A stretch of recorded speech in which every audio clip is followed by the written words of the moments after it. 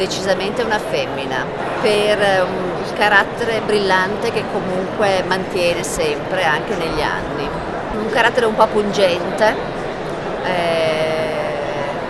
molto, come dire, dettagliato, molto puntuale per alcune sue caratteristiche. Adesso avrebbe 3-4 anni, una bambina, sì, è proprio all'inizio della sua storia.